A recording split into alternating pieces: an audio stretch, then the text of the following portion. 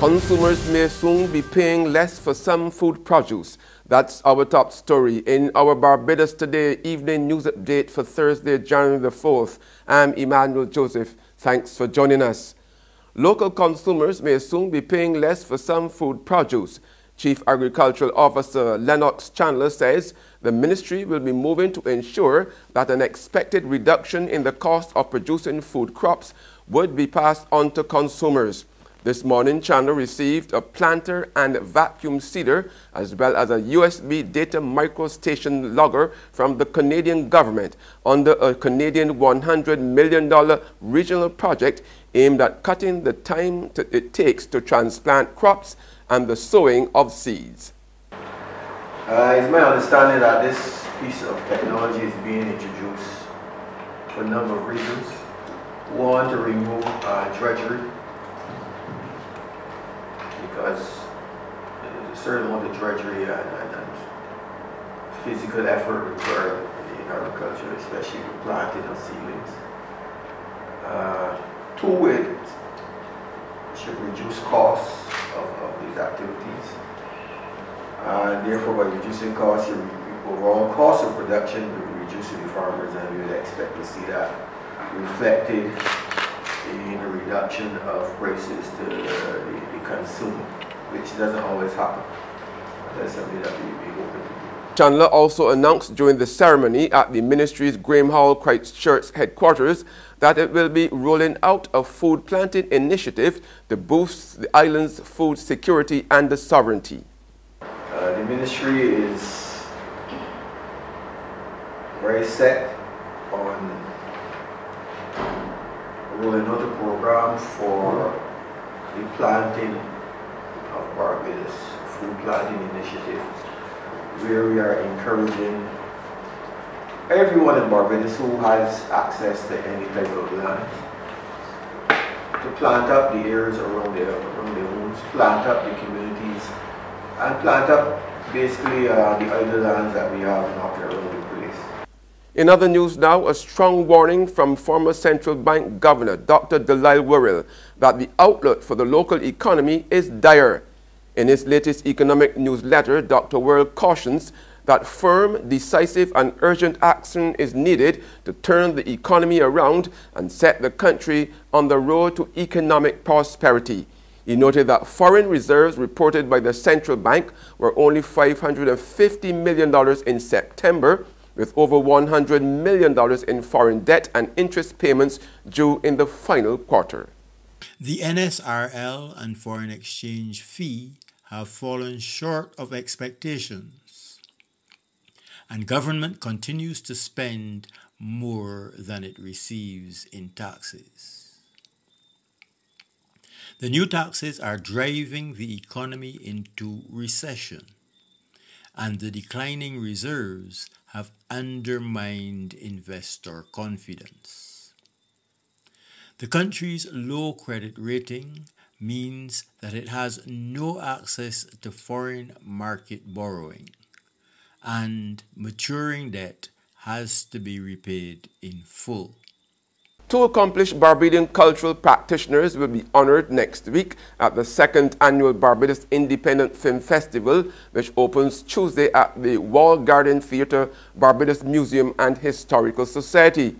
Co-director of the festival, Jennifer Smith, announced that Caribbean soca queen and actress Alison Hines and local filmmaker Sharika Bourne will be formally recognized. This year, the festival will also highlight accomplishments of female filmmakers and cultural icons in the film and entertainment industry. The Tuesday night gala will recognize the phenomenal Alison Hines, who will be presented with the Biff Award for Artistic Excellence. On Saturday evening, at our Cinema Under the Stars event, here again at the Walled Garden Theatre, Biff will honor the accomplishments of Sharika Bourne, whose recent film, A Caribbean Dream, which we previewed here last year, has enjoyed rave reviews from around the world. In addition, we will be highlighting the remarkable work of Danish-UK filmmaker Lone Scherfig, whose acclaimed film, Their Finest, will be the evening's featured screening at this JetBlue-sponsored event. Smith also said the festival will feature the showing of a wide variety of films from across the globe and the region, including a premiere of Machel Montano's Journey of a Soca King. BIFF will also screen fun and clever comedies like A Bad Idea Gone Wrong and the comedic film noir 6 Dynamic Laws for Success in Life, Love, and Money. And again, we will end the festival at the Southern Palms Hotel with our Free to the Public award ceremony sponsored by Diamonds International, followed by our Shorts on the Beach and our final festival film, which will be brought to you by the American Embassy. The University of the West Indies declares its intention to place more emphasis on economic transformation and social justice in the coming years. Speaking on the occasion of the 70th anniversary of the UWI, Vice-Chancellor Sir Hilary Beckles said this would be the institution's role in helping to address what he calls this crippling economic crisis facing the region. And for this reason, our strategic plan is subtitled Rekindling Caribbean Economic Development.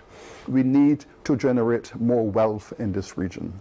We need to redistribute this wealth more equitably. The economic transformation of this region is critical to the future of our university. So as we speak about economic growth and the emphasis our university will place on economic transformation, we will also speak simultaneously about social justice. These have been our traditional objectives. And Barbados has a new super centenarian. She is Louise Thorne, who turned 110 years old. Yes, 110 years old on New Year's Day. Thorne, who lives at 1st Avenue, Thorne Road, Greens, St. George, celebrated her milestone with family and friends. She is the mother of 8 children, 2 of whom have deceased her. She has 22 grandchildren, 26 great-grands, and 7 great-great-grands. She and her husband, Alfonso Thorne, were married for 61 years, and he died in May 2000. There's regional and international news after this short break.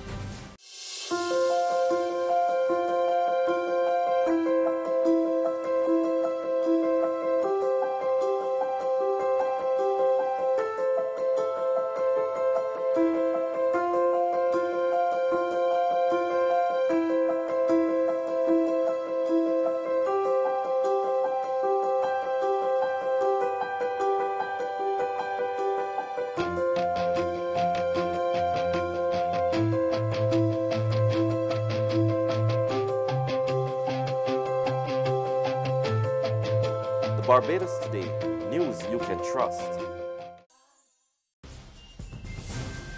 We're back with news from the region now. St. Lucia has a new Governor General. Prime Minister Alan Chastanet announced that Her Majesty the Queen approved the appointment of Emmanuel Neville Snack as the new head of state effective 1st January 2018. Snack is a former elected MP for the constituency of Laborie. He has previously served as St. Lucia's Minister for Foreign Affairs and also served as President of the Senate. He will be installed next week Friday.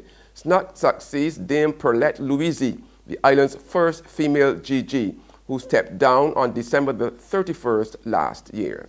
And on the international scene, a train crash in South Africa kills at least a dozen people and injured dozens more. Officials fear the death toll could rise. In South Africa, at least 12 people died and many more were injured after a train struck a lorry, derailed and burst into flames. TV footage shows fire engulfing one of the train's carriages after the accident on the rail line between Port Elizabeth and Johannesburg. Transport Minister Joe Maswanganyi said the train jumped the tracks after hitting the truck as it attempted to negotiate a level crossing. You can see for yourself that the truck driver was taking chances. He thought that he was going to pass through.